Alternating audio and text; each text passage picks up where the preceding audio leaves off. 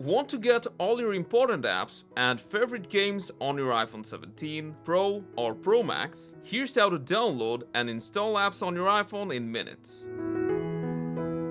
On the iPhone, you'll need to open the App Store to install apps and games.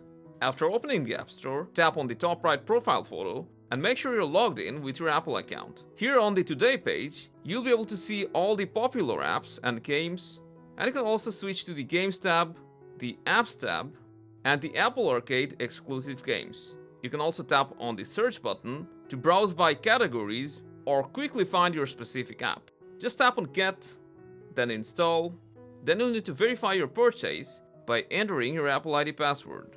And if you don't want to enter password for free items, then you can choose the Save option from the pop-up.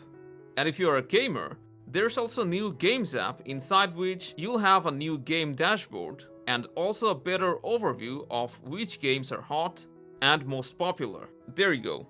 Now you can install as many games and apps as you want. See you in the next one.